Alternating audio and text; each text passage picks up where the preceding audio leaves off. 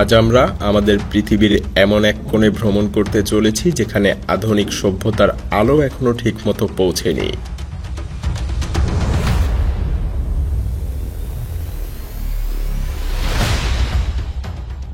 কলম্বিয়ার উত্তর প্রান্তে সিয়েরা নিভেদা নামে এক রহস্যময় পর্বতমালার গহীনে বাস করে এক প্রাচীন আদিবাসী জনগোষ্ঠী নাম কোগি। এরা নিজেদেরকে পৃথিবীর বড় ভাই বলে মনে করে আর বাকি বিশ্বের মানুষদেরকে বলে ছোট ভাই। ciò che vive e sono il custode dell'equilibrio tra la terra e i fratelli. যারা নাকি প্রকৃতির নিয়ম কানুন ভুলে গেছে, অর্থাৎ আমরা। ভাবুন, এমন একটা জায়গা যেখানে পবিত্র পাহাড়ে পা রাখার আগেই প্রত্যেককে প্রকৃতির কাছে দায়শোধ করতে হয়, না হলে মা প্রকৃতি রুষ্ট হন। হ্যাঁ, আজ আমরা এমনই এক জাতির কথা জানতে চলেছি যাদের বিশ্বাস সংস্কার এতটাই অলৌকিক এবং রহস্যময় যে তা আপনাকে হতবাক হতে বাধ্য করবে।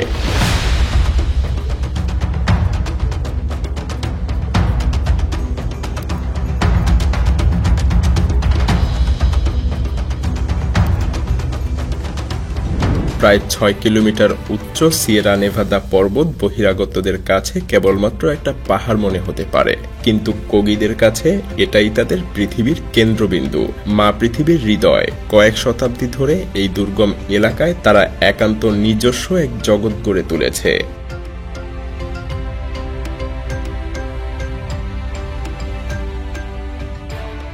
যেখানে বাইরের কারো প্রবেশ নিষিদ্ধ। যদি কেউ ওই পবিত্র পাহাড়ে উঠতে চান তাকে কখনোই শূন্য হাতে যেতে দেবে না কোগিরা। পর্বতে পা রাখার আগেই চিরচারিত প্রথা অনুযায়ী প্রকৃতিকে উপহার দিতে হয় ফলমূল, নগদ অর্থ কিংবা অন্তত একটা শুভ চিন্তা।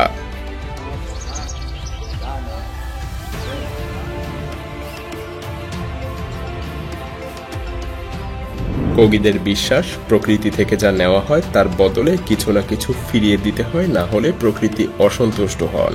তাই আরোহণের আগে তারা নদীর জলে গোসল করে নিজেকে শারীরিক এবং মানসিকভাবে পবিত্র করে নেয়। মনের শুভ চিন্তা কয়েকটা কোকা পাতায় ভরে সেই পাতা মাটির গর্তে পুঁতে আসে মা পৃথিবীর উদ্দেশ্যে।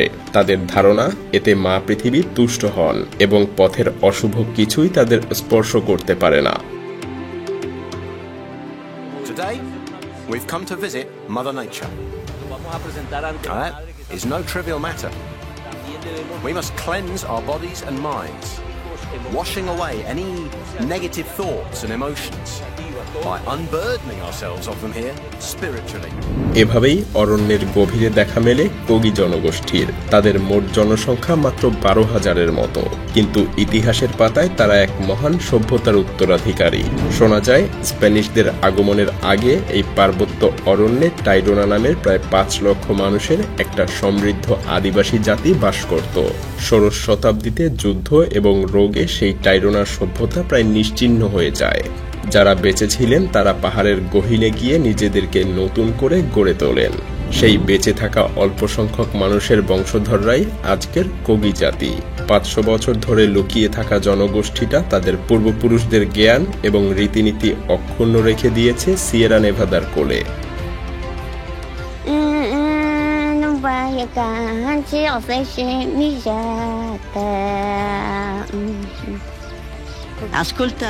কোগিদের সমাজ পরিচালনার কেন্দ্রে রয়েছেন এক আধ্যাত্মিক নেতা, যাকে সবাই শ্রদ্ধা ভরে মামা বলে ডাকে। মামা শুধু গুরু বা পুরোহিত নন, তিনি সমাজের অভিভাবক এবং পথ প্রদর্শক। তবে আশ্চর্যের বিষয়, কোগিদের সমাজে কোনো রাজা বা নেতা নেই। সব সদস্যই সমান গুরুত্বপূর্ণ এবং সবাই মিলেই আলোচনার মাধ্যমে সিদ্ধান্ত নেওয়া হয়। আর মামা মূলত জ্ঞান বা আধ্যাত্মিকতার পরিচালক। তিনি গোত্রের সবাইকে উপদেশ এবং দিক নির্দেশনা দেন।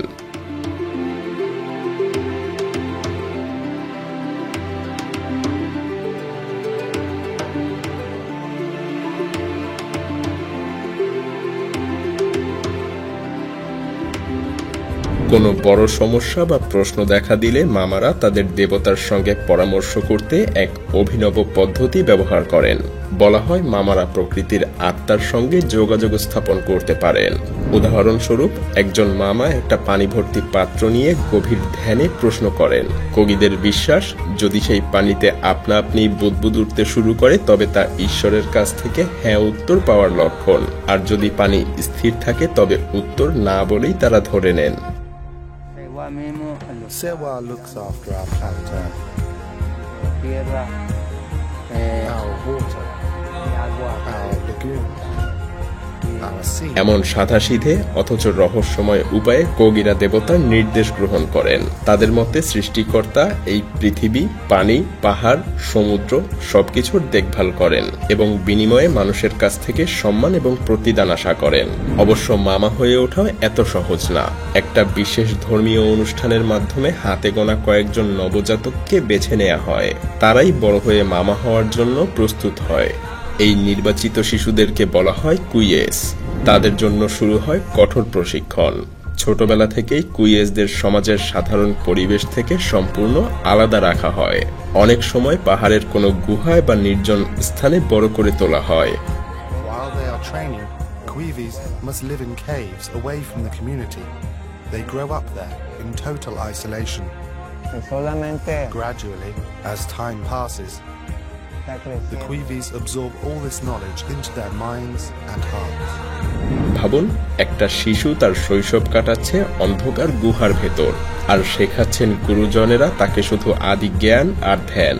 কোগিদের বিশ্বাস, এভাবেই কুইয়েস শিশুর হৃদয় মনে সব আধ্যাত্মিক জ্ঞান গভীরভাবে বসে যায়। প্রতিটা কোগি পুরুষ সবসময় নিজের সাথে পোপোরো নামের এক ধরনের ছোট পাত্র রাখেন, যার ভেতর থাকে ঝিনুকের খোল থেকে তৈরি করা সাদা গুঁড়ো চুন। কাজের ফাঁকে ফাঁকে তারা কোকো পাতা চিবিয়ে সেই চুন সামান্য পরিমাণে মুখে মেশান। এই মিশ্রণ ধীরে ধীরে তাদের মধ্যে গভীর মনোযোগ সৃষ্টি করে। এক ধরনের ট্রান্স অবস্থায় তারা ধ্যান এবং আত্মচিন্তায় ডুবে যেতে পারেন। তাদের বিশ্বাস, এই পোপোরো চর্চাই ঈশ্বরের দেওয়া পবিত্র তপস্যা পুরুষদের জন্য।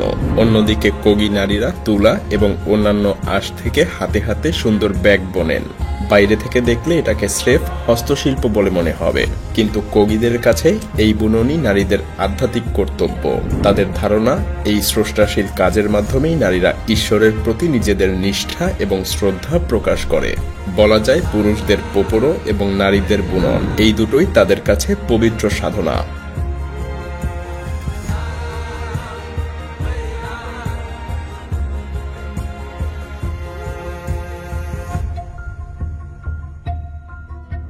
কোগিদের প্রত্যেক গ্রামে একটা বিশেষ গোলাকার মন্দির থাকে যা কেবল পুরুষদের জন্য। নারীদের সেখানে প্রবেশ নিষেধ। এই নৌ নামের ঘরটাতে পুরুষরা নিয়মিত জড়ো হয়ে ধ্যান করেন, ধর্মীয় আচার অনুষ্ঠান পালন করেন এবং সামাজিক বিষয়গুলোতে পরামর্শ করেন। কোনো ছেলে যখন 12 বছরে পা দেয় তখন তাকে এই পুরুষদের মন্দিরে নিয়ে গিয়ে পোপোরো গ্রহণের অনুষ্ঠান করা হয়। এভাবেই সে পূর্ণ জ্ঞানের দীক্ষা লাভ করে। আবার কোনো মেয়ে যৌবনে পা রাখলে গোটা সম্প্রদায় সেই ঘটনাও উদযাপন করে এই মন্দির ঘরে বিশেষ অনুষ্ঠানের মাধ্যমে। সমাজের প্রতিটা গুরুত্বপূর্ণ ধাপ তারা সবাই মিলে এমন আচার উৎসবের মধ্যে দিয়ে পালন করে যা তাদের পারিবারিক বন্ধনকে আরো শক্তিশালী করে তুলেছে। Men and women live separately. In addition, we celebrate girls' passage to adulthood here. When they are ready to get married. কোগিরা প্রকৃতিকে মায়ের মতো করে এবং তার সঙ্গেই তাল মিলিয়ে জীবন যাপন করে। তারা মূলত কৃষিকাজ এবং পশুপালন করেই জীবিকা নির্বাহ করে, তবে সম্পূর্ণ প্রাকৃতিক উপায়ে, কোনো যন্ত্রপাতি এবং রাসায়নিক ছাড়া।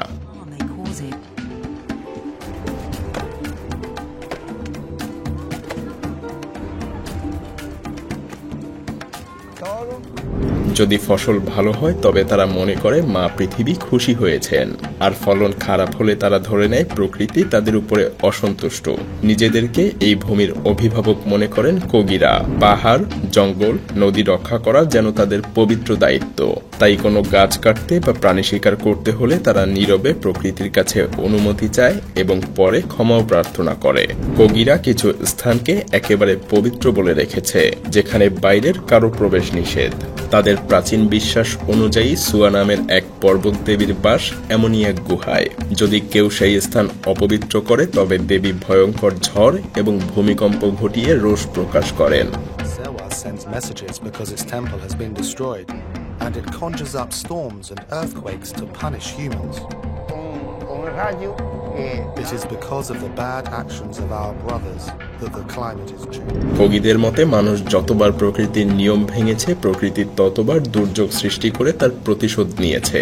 আজ বিশ্বজুড়ে যে অস্বাভাবিক আবহাওয়া এবং বিপর্যয় দেখা যাচ্ছে তা আধুনিক মানুষের পাপের শাস্তি হিসেবেই দেখে তারা। এমনকি তাদের এই দুর্গম পাহাড়েও সেই আঁচ লেগেছে। ঋতুচক্র এলোমেলো হয়ে গেছে, ফসলের ক্ষেতে নতুন নতুন রোগবালাই এবং পোকামাকড় দেখা দিচ্ছে, কিছু ফসল এবং প্রাণী তো হারিয়েই গেছে। প্রকৃতির ভারসাম্য নষ্ট হওয়ার ফল থেকে তারাও রেহাই পাচ্ছে না। তবুও কোগি জনগোষ্ঠী নিজেদের জীবনধারা ছেড়ে আধুনিক সমাজে একেবারেই আসতে রাজি নয়।